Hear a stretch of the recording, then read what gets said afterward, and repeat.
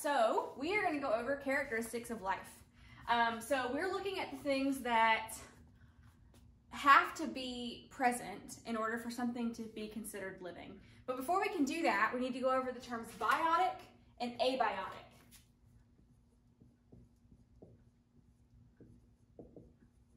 So biotic, bio means life. So anything with the word bio in it, you know that bio means life. So biology, for example, is the study of life. And then A means not. So putting those together, biotic means that something is living, and abiotic means something is not living.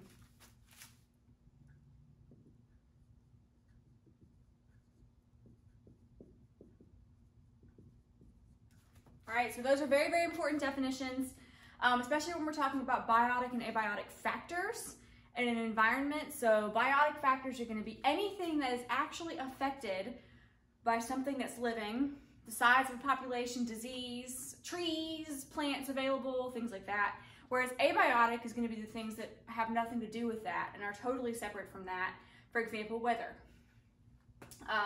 And water supply and things of that nature. So when we're looking at the characteristics of life, these things that we're going to list are things that apply to every single living thing. If they're missing even one of these, then they're not living, or not living anymore.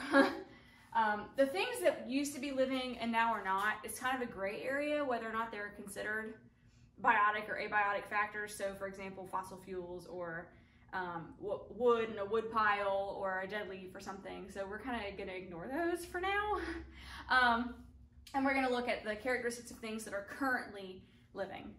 So there are a couple of very, very big, obvious ones that every time I have a poll for my students, they always give me these kind of off the bat. So, so we'll start with those. So the first thing is that they are made of cells. Okay, so they have to be made of cells. So cells are the basic unit of life. If they are not made of at least one cell, then they are not living. They could not be living. They could not ever have been living.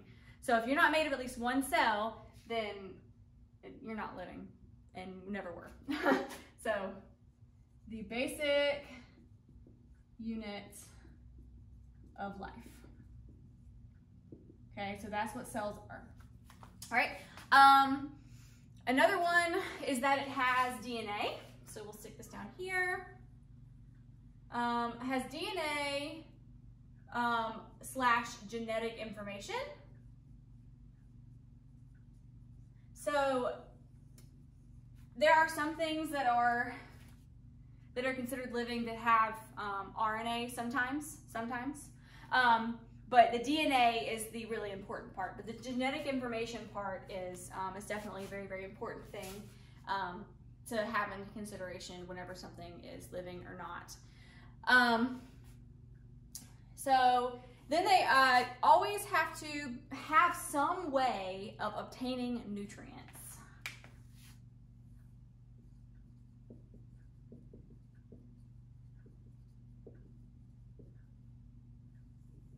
And that looks different depending on how you obtain nutrients. So for example, it could be food, like you're actually physically eating, or it could be the sun if you're a plant, or if you're a fungus, it could be that you're decomposing things. So obtaining nutrients could be food, sun, decomposition, etc. Okay, so any of those things, but in some way, shape, or form, it has to be able to get those molecules that it can get energy from. That's the purpose of eating, is to break down our food to get energy. So that's another thing, is that you have to always be using energy. So use energy constantly.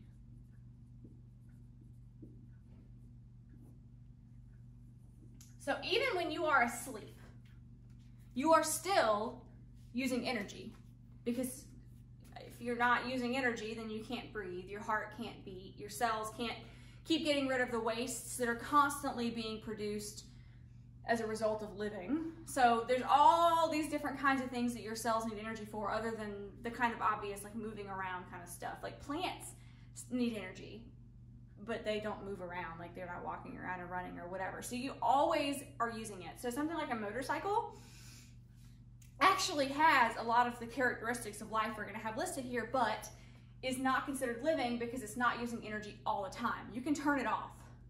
If you turn a person off, then they're not living anymore. So using energy constantly, and that energy is in the form of what we call ATP.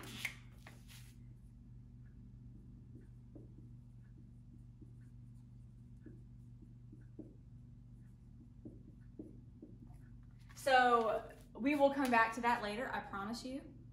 ATP and energy are synonymous. Okay, those words for our purposes are the exact same thing. So in biology, when we say energy, that's what we're talking about, because our cells, that is the only kind of energy they use. Okay, it's the molecule called ATP. All right, they also have to, in some way, shape, or form, exchange gases.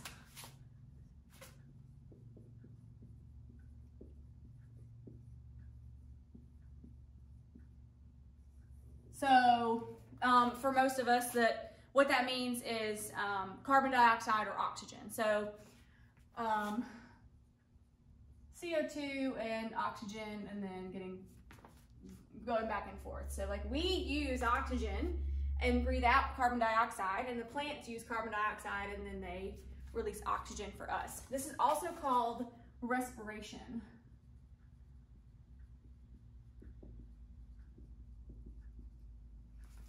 Okay. Also, organisms have to be able to respond to the environment.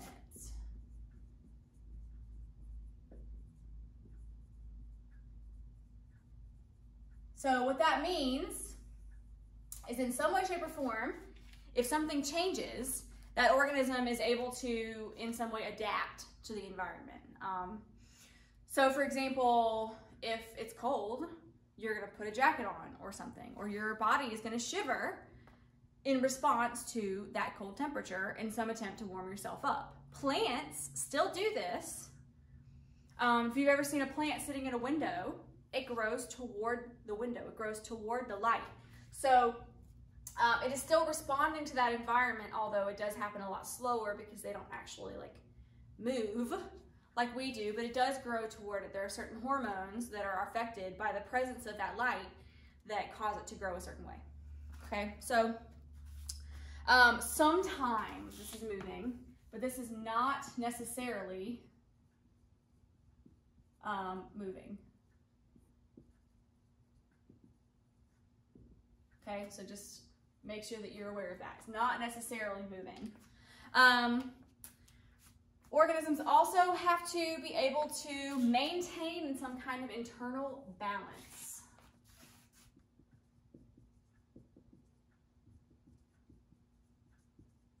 So what that means is, coming back to the being cold example, so when your body is cold, it shivers to try to increase that body temperature, and when your body is hot, it sweats to try to cause evaporation of the water from your skin, which cools your skin off.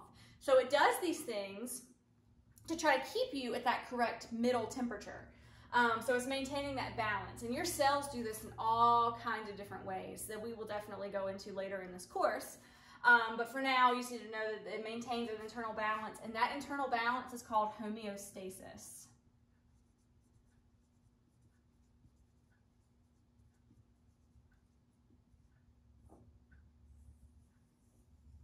Okay, so they also have to be able to change over time, which is in reference to evolution, adaptation. So change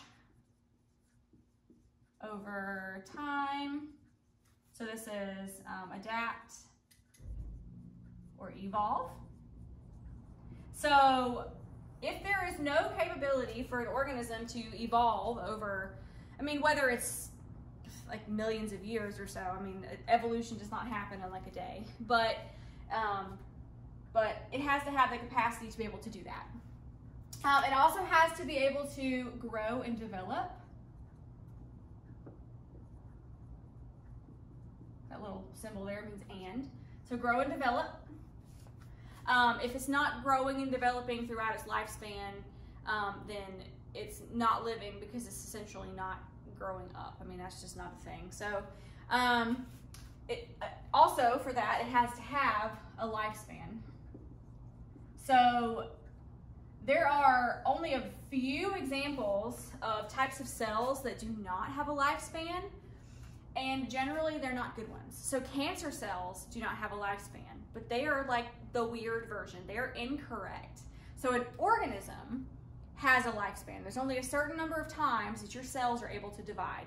The cells that defy that are the ones that are messed up, and so that's not considered a part of this because they're wrong. They're not doing things correctly. Also have to be able to excrete waste. So what that means is it has to be able to get rid of waste products. For example, if you eat food, obviously there is waste that comes out at the end in the form of excrement. But also, when you are breaking down your food to be able to get energy out of it, to make ATP from your nutrients, you are making carbon dioxide. And for us, that is considered a waste product. So excreting that waste means you're getting rid of the stuff that's a product of whatever you just did that you no longer need. And finally, it has to be able to reproduce. There's two different versions of reproduction, which you should have heard before in some capacity, but I'll go over them just in case. There's asexual and sexual reproduction. So asexual reproduction means you're making copies. And sexual reproduction means there's two parents, which means a mix of their genetics, okay? So copies, this means just one parent. Okay, and a good example of asexual reproduction that is a term that you need to know. Asexual reproduction is when a bacteria divides. So we have a bacteria here. It's got this like little flagella.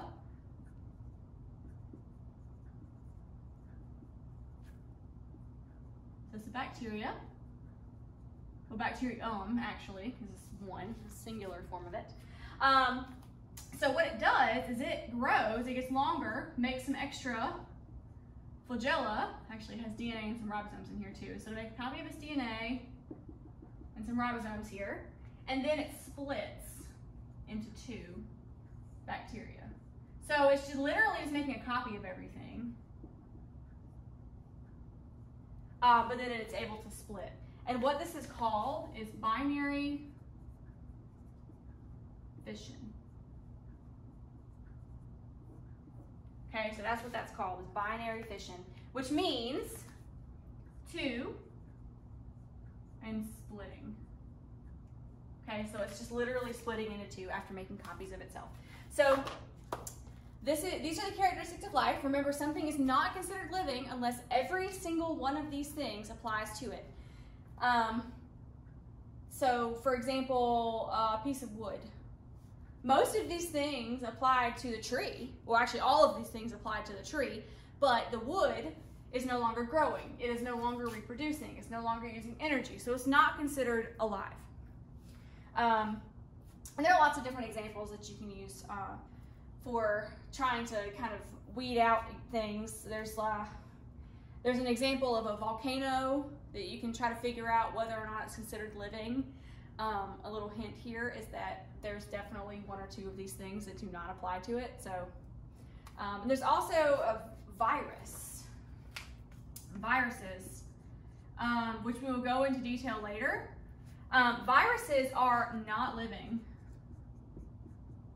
And the reason why they're not living is because they cannot reproduce on their own. But they actually meet every single other criteria. So pretty much everything else that applies to them. They can do pretty much everything else, but viruses are not considered living because they cannot do that without the help of some kind of host cell that the virus is infecting. So these are the characteristics of life. Make sure you copy those notes down.